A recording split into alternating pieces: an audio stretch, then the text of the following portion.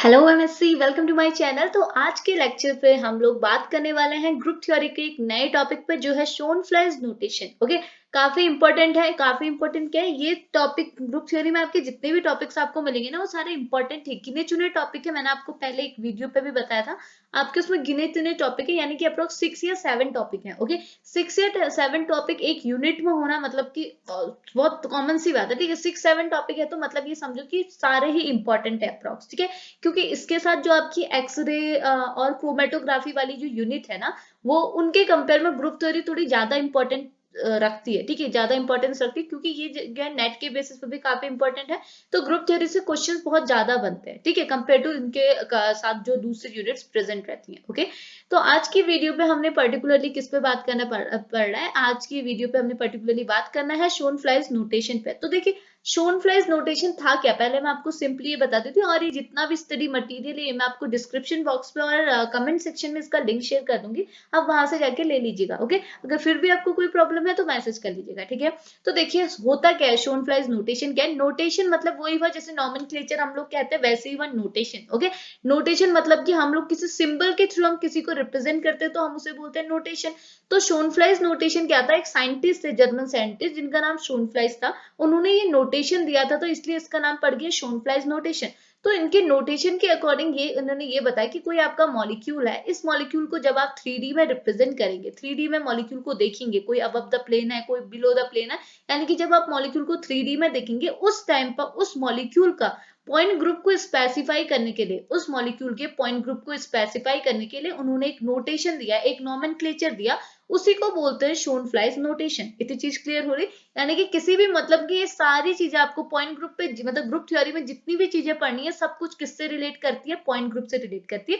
तो शोनफ्लाइज नोटेशन भी यही है, एक नोटेशन है, यानी कि आपको सिंबल्स की हेल्प से क्या है, पॉइंट ग्रुप को स्पेसिफाई करना है, यानी कि सिमेट्रिक एलिमेंट की हेल्प से आपको पॉइंट ग्रुप को स्पेसिफाई करना है उस मॉलिक्यूल के, जो मॉलिक्यूल आपका 3D में प्रेजेंट है। उसी टाइप के नोटेशन को, यानी कि जिस नोटेशन का हम लोग यहाँ यूज कर रहे हैं उसे हम बोलते हैं शोनफ्लाइज नोटेशन। और ये जो नोटेशन था वो किसने दिया हुआ था? एक जर्मन साइंटिस्ट थे जिनका नाम था शोनफ्लाइज, उन्होंने दिया था, इसलिए इनका नाम, जो नोटेशन का नाम है, उनके नाम पे ही पड़ गया। उन्होंने दिया तो इनका नाम पड़ गया। ओके, इतनी चीज क्लियर है? तो अब देखिए मैं आपको पॉइंट वाइज चीजों को समझाती हूँ। यहाँ पर लिखा है एवरी पॉइंट ग्रुप, अगर सारे पॉइंट ग्रुप में हैज अ डिस्क्रिप्टिव, तो देखिए यहाँ पर लिखा है every point group have a descriptive symbol signifying the presence of some definite combination of symmetry element. तो ये बोल रहा है हर पॉइंट ग्रुप में क्या है, कुछ सिंबल्स होते हैं, और वो सिंबल्स क्या रिप्रेजेंट करते हैं कि उस मॉलिक्यूल में, उस पर्टिकुलर मॉलिक्यूल में कौन से सिमेट्री एलिमेंट्स प्रेजेंट है। एग्जाम्पल के लिए मैं आपको सिंपली बता रही हूँ, बार बार मैं ये एग्जाम्पल लेती हूँ, C3H। C3H का मतलब क्या है? C3V, कुछ भी ले लीजिए। इसका मतलब क्या है आप यहाँ समझ सकते हैं कि इसमें कौन से सिमेट्री एलिमेंट इन्वॉल्व है। एक तो आपका C3 एक्सिस, और एक है H, मतलब कि प्लेन की बात कर रहा है, हॉरिजेंटल प्लेन की बात कर रहा है। प्लेन को आप, मैंने आपको बार बार बोला है कि आप H, और जब भी यहाँ V होता है, जैसे C3V दिया जाए, तो आपको जब एलिमेंट की बात करेंगे तो आप सिंपल इसे H नहीं लिखेंगे, आप इसे लिखेंगे सिग्मा H। यहाँ पर को प्लेन ऑफ सिमेट्री की बात हो रही है, और कौन प्लेन ऑफ सिमेट्री को आप किससे रिप्रेजेंट करते हैं? सिग्मा से रिप्रेजेंट करता है। ठीक है, तो आपने simple H, simple V, simple D नहीं लिखना है, इनके आगे लगाएंगे सिग्मा। इतनी चीज क्लियर है?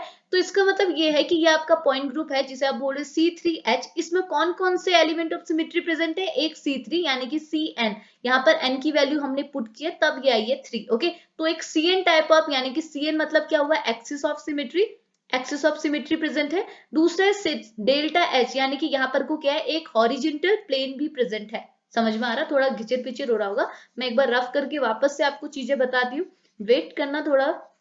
देखिए, हाँ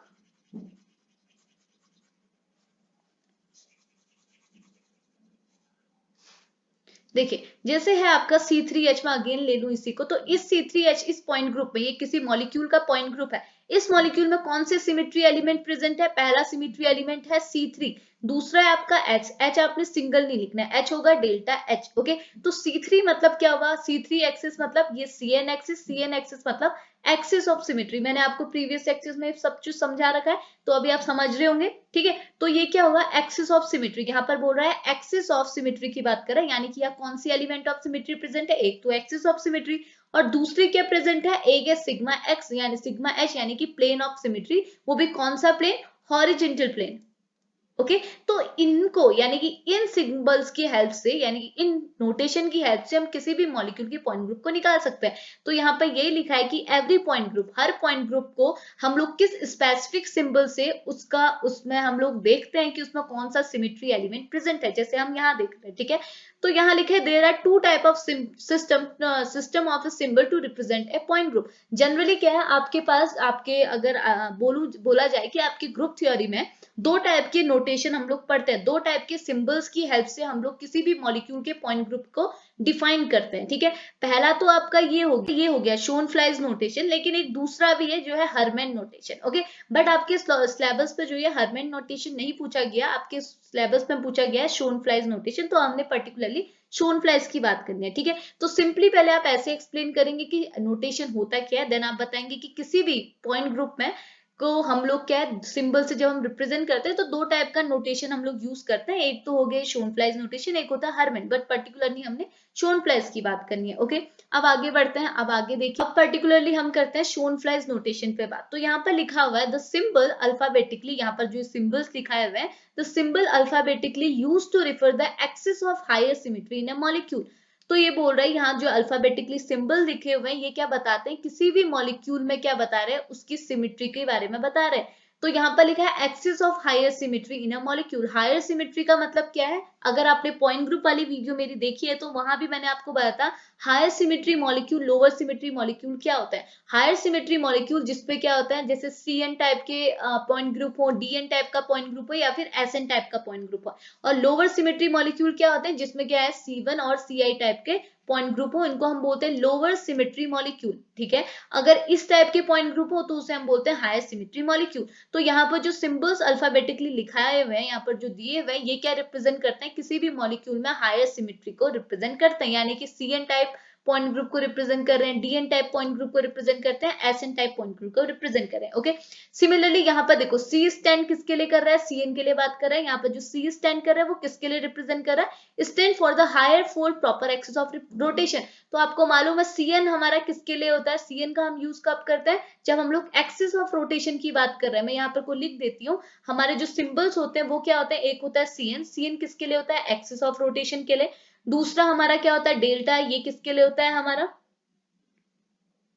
डेल्टा हमारा किसके लिए होता है, हमारा प्लेन ऑफ सिमेट्री के लिए होता है ना। और वैसे हमारा क्या होता है आई किसके लिए होता है, ठीक है, एक्सिस ऑफ रोटेशन के लिए। तो वही चीज बोल रहा है यहाँ पर जो C स्टैंड किसके लिए कर रहा है, C stand for higher fold proper axis of rotation. यहाँ पर को किसके लिए कर रहा है, higher fold proper axis of rotation. Okay, और यहाँ पर जो S है वो S किसके लिए स्टैंड कर रहा है, यहाँ N जो है N तो वरी करेंगे, N का वैल्यू आपको क्या है वरी करेगा, वो डिपेंड करेगा मॉलिक्यूल में N का मतलब क्या है, कितने कॉर्नर्स हैं, यही तो बताता है ना। एन बताएगा कितने कॉर्नर्स हैं उस मॉलिक्यूल में, एन की वैल्यू वरी करेगी, 2 3 4 5 कितनी भी हो सकती है, बट ये जो C D S है ये तो कांस्टेंट रहेंगे। तो ये बोल रहा है यहाँ पे जो S है वो किसके लिए स्टैंड करता है, stand for the improper axis of rotation. किसके लिए स्टैंड करता है, इम्प्रॉपर एक्सिस ऑफ रोटेशन, ये आपको पता है। और D किसके लिए स्टैंड करता है, D स्टैंड करता है higher for proper axis of rotation combination which S2C perpendicular to इस, यानी कि मैंने आपको बताया था D के केस में क्या है, हमको C2 एक्सिस इसके परपेंडिकुलर डालनी पड़ती, इसलिए ऐसा बोला हुआ है। इतनी चीज समझ में आ रही।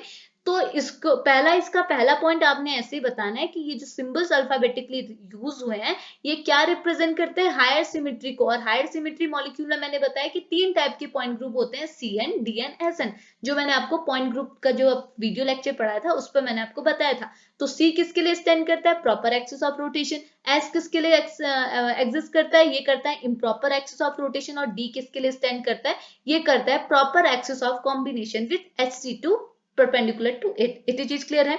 अब यहाँ पर लिखा है एक और चीज, ये TOI, ये TOI क्या है, स्पेशल सिंबल है। ये T अलग है, O अलग है, एक मिनट, ये T अलग है, O अलग है और I अलग है। ठीक है, 3 अलग अलग सिंबल्स हैं। ये किसके लिए रिप्रेजेंट करते हैं, अगर ये नंबर ये सिंबल कहीं यूज होंगे तो इसका मतलब आप समझ लीजिए उस मॉलिक्यूल में क्या है, हायर सिमेट्री है। T स्टैंड करता है टेट्राहेड्रल के लिए, O स्टैंड करता है ऑक्टाहेड्रल के लिए, एंड I स्टैंड करता है आइसोहेड्रल के लिए। यानी कि अगर किसी मॉलिक्यूल में अगर आपको क्या मिले, उसका पॉइंट ग्रुप के साथ साथ ये TOI मिले, देन आप समझ जाना उस मॉलिक्यूल में क्या है, टेट्राहेड्रल की बात की जा रही है, ऑक्टाहेड्रल की या फिर आइसोहेड्रल की बात की जा रही है। इतनी चीज क्लियर है। ये तो हो गई सिंबल्स की बात। ओके, अब आगे देखिए, यहाँ पर कोई एक और चीज लिखी है, further labelling the alphabetically subscript indicated the presence of certain type of plane of symmetry. अब देखिए, जो आपके अल्फाबेट थे ऊपर, जो हमने अल्फाबेट पढ़े थे, अब आपको यहाँ पर पता है सी एन के साथ, ये जो हमारा सी एन है, डी एन है, इनके साथ हमने जब पॉइंट ग्रुप पढ़ा था, हमने पढ़ा था अगर मैं सी एन बनाऊं तो सी एन अलग टाइप का होता है, एक होता है सी एन एच, एक मिनट, सी एन एच, एक होगा आपका सी एन डी। इतनी चीज क्लियर है। वैसे आपका डीएन के साथ भी होगा, डीएन एक क्या होगा, डीएन एच, एक होगा डीएन डी। इतनी चीज समझ में आ रही है ना, सॉरी डीएन डी कह रही हूँ, रुको, डीएन डी तो होता ही है, एक होगा डीएन वी, एक होगा डीएन डी, यहाँ पर को ऊपर कर देती हूँ, डीएन डी होगा। तो देखो, और एन की वैल्यू तो वरी करती रहेगी, यानी कि ऐसा भी हो सकता है ये C2 भी हो सकता है, और ऐसा भी हो सकता है C2H भी हो सकता है, C3H भी हो सकता है, C2V भी हो सकता है, C3V भी हो सकता है। सिमिलरली यहाँ भी ऐसा ही होगा, ठीक है। तो ये बोल रहा है, further labelling of alphabet subscript indicate the presence of certain type of plane in symmetry. यानी कि ये जो आपके सबस्क्रिप्ट आपने ऊपर पढ़े, सी डी और एस टाइप के सबस्क्रिप्ट पढ़े, इनके साथ साथ क्या है, कुछ नंबर, मतलब कि कुछ हम लोग सबस्क्रिप्ट को और ऐड करते हैं, इन अल्फाबेट के साथ हम कुछ सबस्क्रिप्ट को और ऐड करते हैं, जो कि क्या इंडिकेट करते हैं, presence of certain type of plane in symmetry. अब आप खुद ही समझ जाइए, एक मिनट इसे रफ करती हूँ, देखिए। देखिए, अब एक बार ध्यान से सुनना, सपोज मैं एक सी का एग्जांपल लेके समझ रहा हूँ, ठीक है। अगर ये मैंने लिख दिया C3H, C3H का मतलब क्या हुआ, इसमें C3 एक्सिस है, C3 एक्सिस के साथ इसके साथ क्या है, एक हॉरिजेंटल प्लेन है। मैं आपको बार बार बोल रही हूँ, ये तो आपकी एक्सिस है, एक्सिस के साथ क्या है, इसमें हॉरिजेंटल क्या है, एक प्लेन है, प्लेन वो भी क्या है आपका हॉरिजेंटल प्लेन पड़ा हुआ है। इतनी चीज समझ में आ रहा है, ये तो रिप्रेजेंट करता है, ये मैंने आपको समझाया हुआ है। तो यही बोल रहा है कि आपने जो अल्फाबेट है उसके साथ आपने एक और सबस्क्रिप्ट लगा दिया, अल्फाबेट आपकी क्या है, सी है, सी एन आपका क्या हो गया, अल्फाबेट हो गया, इसमें आपने क्या, इसके साथ एक और अल्फाबेट लगा दिया, एक और सबस्क्रिप्ट लगा दिया एच, ठीक है।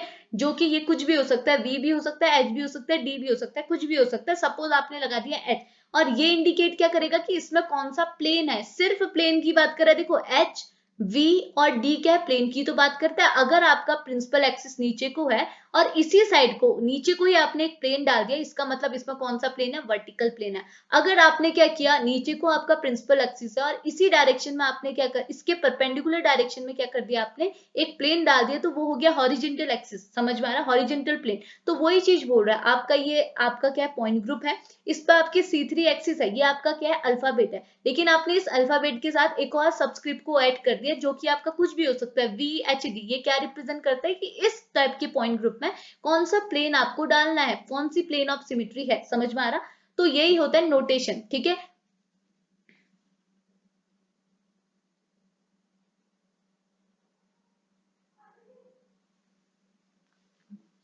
ठीक है, तो यहाँ पर लिखा है, देखो VHD। अब V क्या होता है, मैंने आपको जैसे ही बताया, is use for the vertical plane of symmetry. अगर आपने किसी मॉलिक्यूल में वर्टिकल प्लेन ऑफ सिमेट्री डाली है, तो आप उसके आगे कौन सा सबस्क्रिप्ट लगाएंगे, V लगाएंगे। अब H का मतलब क्या हुआ, अगर आपने किसी भी मॉलिक्यूल में हॉरिजेंटल प्लेन डाल रखा है, तो आप उसके आगे क्या लगाएंगे, H लगाएंगे। D क्या लगाएंगे, जब आप क्या किसी भी मॉलिक्यूल में डाइहेड्रल प्लेन लगाएंगे, तो उस टाइम पे प्लेन डाल रहे होंगे, तो उस टाइम पे जो सबस्क्रिप्ट आप अपने अल्फाबेट के आगे लगाएंगे, वो क्या होगा, डी होगा। चीजें क्लियर हो रही ना। अब देखो, अब अगला यहाँ पर को लिखा हुआ है थर्ड, द सबस्क्रिप्ट आई। देखो, अब आपको पता है आई भी तो हम लोग कहीं भी कहीं लगाते हैं। आई किसके लिए लगाते हैं, जब हमारे मॉलिक्यूल में क्या हो, सेंटर ऑफ सिमेट्री हो, तो हम कौन सा सबस्क्रिप्ट यूज करते हैं, आई यूज करते हैं। ओके, तो वही बोल रहा है, the subscript I alone is use when A molecule contain only one element of symmetry. तो सबस्क्रिप्ट आई का आप यूज कब करेंगे, जब आपका मॉलिक्यूल है उसमें एक सेंटर, एक एलिमेंट ऑफ सिमेट्री प्रेजेंट होगी, वो भी कौन सी, सेंटर ऑफ सिमेट्री। तो आई का यूज करेंगे। And the point group in this case, और इस केस में पॉइंट ग्रुप क्या हो जाएगा आपका, सी आई। यहाँ पर को लिख दिया मैंने सी आई, ठीक है। रुको मैं इसे और क्लियर करके लिखती हूँ, तो पॉइंट ग्रुप आपका क्या हो जाएगा, सिंपली सी आई। समझ में आ रही इतनी चीज। अगला वही चीज बोल रहा है, सेम ऊपर का जैसा है, द सबस्क्रिप्ट एस। अब आपने देखा है एस सबस्क्रिप्ट का भी हम लोग कहीं यूज करते हैं, मतलब कि जब आपने पॉइंट ग्रुप देखा होगा तो एस का यूज करते हुए देखा है। तो ये बोल रहे सब्सक्रिप्ट एस का अकेले हम लोग यूज तब करते हैं, जब उस मॉलिक्यूल में when molecule contain only plane of symmetry, यानी कि आपके पास एक मॉलिक्यूल है जिस पर सिर्फ प्लेन ऑफ सिमेट्री यूज हो रही है, मतलब कि प्लेन ऑफ सिमेट्री प्रेजेंट है, उस केस में आप कौन से सबस्क्रिप्ट का यूज करते हैं, एस सबस्क्रिप्ट का, एस सिंबल का यूज करते हैं। ओके, और इस केस में जो पॉइंट ग्रुप होता है मॉलिक्यूल का, वो क्या हो जाएगा, सी एस हो जाएगा। ठीक है, इतनी चीज क्लियर हो रही। अब आगे को बढ़िए, अब आगे को देखिए, अगला है आपका, पढ़ा रही हूँ, क्यों बोल रही हूँ, तो थोड़ी देर रुक जाओ, 5 मिनट, 5 मिनट रुक जाओ। नहीं दुकान में तो दे रहा हूँ। अभी रुक जाओ 5 मिनट यार, दो कमरे से बाहर चल जाओ। 5 मिनट भी नहीं है मम्मी, 2 मिनट, जल्दी जाओ तो। मुझे बुलाना फिर। हाँ मम्मी कहना आ जाऊंगी। तो देखो फिर क्या बोल रहा है यहाँ पर, द लीनियर मॉलिक्यूल। अब देखो मैंने आपको आई थिंक पहले भी ये चीज बताई है कि आपका कोई लीनियर मॉलिक्यूल है ना, सपोज मैं आपको N2 का एग्जांपल लूं, ये N2 क्या है, N ट्रिपल बॉन्ड N होता है, ये मॉलिक्यूल क्या है, लीनियर है, ये क्या है, एक सिंपल प्लेन में प्रेजेंट है, समझ में आ रहा। इस पे क्या है आपका, ये कोई 3D वगैरह बनी कि आपका एक सिंपल प्लेन में लीनियर मॉलिक्यूल है। ओके, तो बोले लीनियर मॉलिक्यूल में अगर आप पॉइंट ग्रुप निकालना चाहें तो इस टाइप के लीनियर मॉलिक्यूल में सिर्फ 2 टाइप के पॉइंट ग्रुप मिलेंगे। एक होगा यहाँ पर डी इंफिनिटी एच, एक होता है आपका यहाँ पर को सी इंफिनिटी बी। ऐसा क्यों? क्योंकि देखिए यहाँ पर आप जो n का नंबर है, अभी तक आप Cn लिख रहे थे, Dn लिख रहे थे, यहाँ पर n की वैल्यू कुछ भी हो जाती थी, C2 C3 Dn D2 D3 वगैरह कुछ भी, यानी कि n की वैल्यू क्या है यहाँ पर 2 3 4 वरी कर रही थी। बट आप यहाँ देखिए लीनियर मॉलिक्यूल के केस में हमारी n की वैल्यू क्या होगी, इनफाइनाइट होगी। इसका मतलब लीनियर मॉलिक्यूल में अगर आप सिमेट्री एलिमेंट लगाएंगे, चाहे centre of symmetry, plane of symmetry, axis of symmetry, कुछ भी लगाओ, तो यहाँ क्या होता है, वो इनफाइनाइट नंबर के आपको बहुत सारे मिल जाएंगे, जिसकी वजह से क्या है, हम इसको क्या है यहाँ पर को इनफाइनाइट कर देते हैं। ओके, और इनमें क्या है, सिर्फ 2 टाइप के जो लीनियर मॉलिक्यूल होते हैं उसमें 2 टाइप के पॉइंट ग्रुप ही देखने को मिलते हैं, एक होता है डी इनफाइनाइट एच और एक होता है सी इनफाइनाइट एच। इतनी चीज क्लियर है। बट कौन सा होगा, सी इनफाइनाइट एच होगा या डी इनफाइनाइट एच होगा, ये इसका पता हमको कैसे चलता है, जब हमको पता होता है कि मॉलिक्यूल में सेंटर ऑफ सिमेट्री प्रेजेंट है या नहीं है। ओके, अगर मॉलिक्यूल में कोई मॉलिक्यूल है उसमें सेंटर ऑफ सिमेट्री प्रेजेंट है, देन आपका जो पॉइंट ग्रुप होगा वो क्या होगा, डी इंफिनिटी एच, यानी कि जगह अगर आपके मॉलिक्यूल में आई प्रेजेंट है, इस केस में आपका जो पॉइंट ग्रुप होगा वो होगा डी इनफाइनाइट एच। अगर पॉइंट ग्रुप यानी कि आई जो सॉरी सेंटर ऑफ सिमेट्री क्या है, अब्सेंट होगी, देन आपका जो पॉइंट ग्रुप होगा वो क्या होगा, सी इनफाइनाइट वी। इतनी चीज क्लियर हो रही। तो यहाँ पे भी वही लिखा है, the linear molecule have a given symbol. आप 2 टाइप के सिंबल से रिप्रेजेंट कर सकते हैं, यानी कि 2 टाइप के पॉइंट ग्रुप से, एक है डी इनफाइनाइट एच, एक है C infinite H, C infinite V. Okay, depending on the absence and presence of i, यानी कि centre of inversion in a planar molecule, यानी कि उस मॉलिक्यूल में आपका आई यानी कि सेंटर ऑफ सिमेट्री भी बोल सकते हैं, सेंटर ऑफ इन्वर्जन भी बोल सकते हैं, वो प्रेजेंट है या नहीं, उसके बेसिस पर आपका मॉलिक्यूल का point group D infinity H या फिर सी इंफिनिटी वी होता है। ओके, अगर आपका इंफिनिटी यानी कि यहाँ पर अगर centre of inversion, centre of symmetry present है, देन इस केस में क्या होगा, आपका पॉइंट ग्रुप होगा डी इंफिनिटी एच। अगर वो एब्सेंट होगा तो आपका क्या होगा, सी इंफिनिटी वी। इतनी चीज क्लियर हो रही। अब देखो ये तो यहाँ पर तो आपका ये नोटेशन कंप्लीट होता है। ओके, बट मैं क्या है आपको एक बार यहाँ पर को दिखा देती हूँ ये चीज।